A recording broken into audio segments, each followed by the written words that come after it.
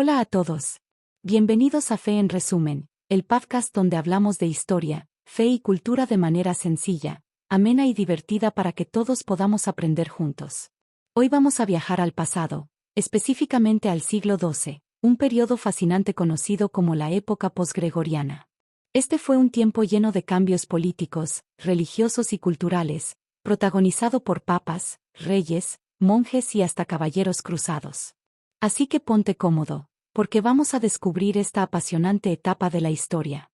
Antes de meternos de lleno en los detalles, hagamos una pequeña introducción. La época posgregoriana abarca desde 1124 hasta 1154, justo después de la reforma gregoriana liderada por Gregorio VII. Esta reforma buscaba limpiar a la Iglesia de influencias políticas y corrupción, pero dejó muchas tensiones sin resolver.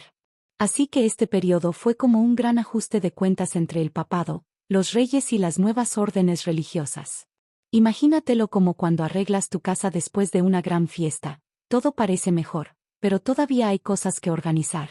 Empecemos con lo más grande, el poder.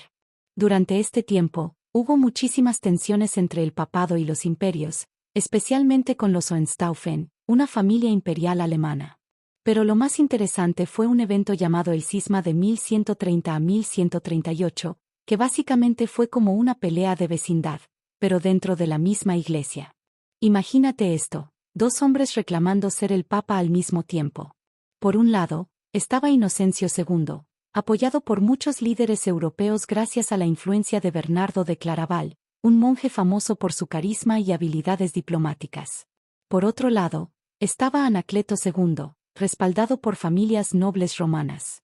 Al final, Inocencio II ganó, pero no sin antes pasar años de discusiones y negociaciones.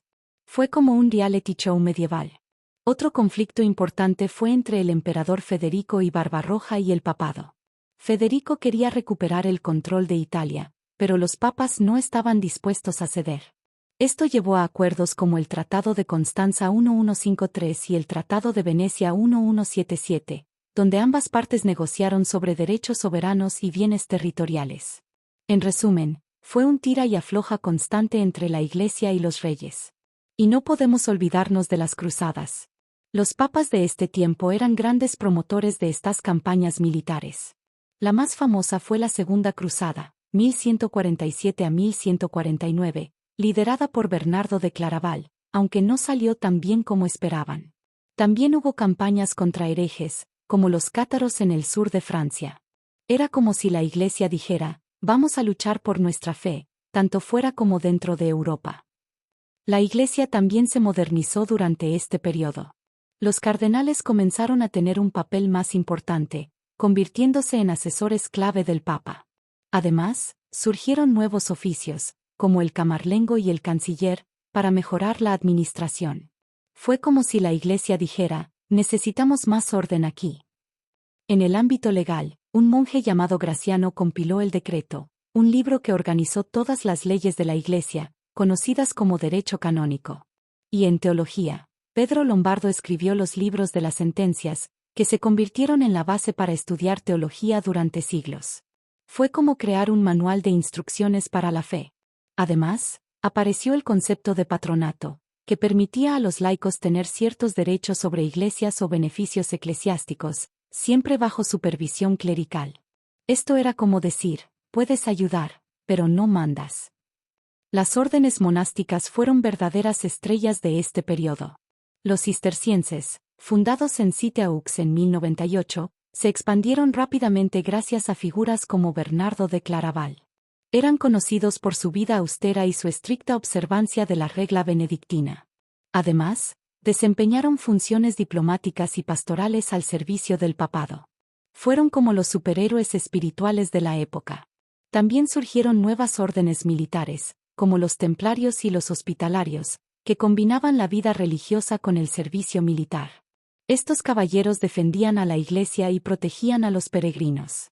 Fue como si la Iglesia dijera, queremos caballeros, pero que sean santos.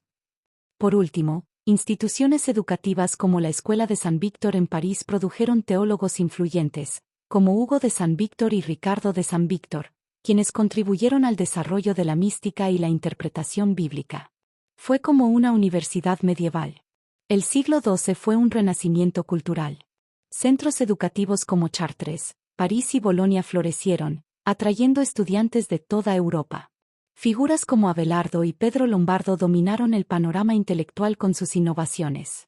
Además, la predicación se volvió más accesible gracias al uso de lenguas vernáculas, y surgieron formas populares de devoción, como el culto a los santos y las peregrinaciones. Las mujeres también jugaron un papel importante, con figuras como Hildegarda de Bingen e Isabel de Chonau, quienes escribieron obras místicas que influyeron en la espiritualidad de la época. A pesar de los avances, la Iglesia enfrentó muchos desafíos. Surgieron grupos como los valdenses y los cátaros, que criticaban la riqueza y el poder de la Iglesia. En respuesta, el papado creó la Inquisición para combatir estas herejías.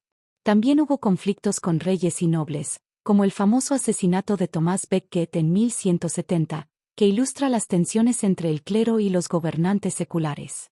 La época posgregoriana dejó un legado duradero. Consolidó el papel del papado como autoridad moral y política, fomentó el desarrollo de instituciones eclesiásticas y jurídicas, y promovió un florecimiento cultural y espiritual que sentó las bases para el renacimiento del siglo XII.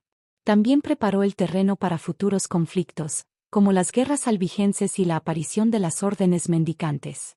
En resumen, este periodo fue fundamental para entender la evolución de la Iglesia medieval y su interacción con la sociedad secular. Y eso es todo por hoy, amigos. Espero que hayan disfrutado este viaje al pasado.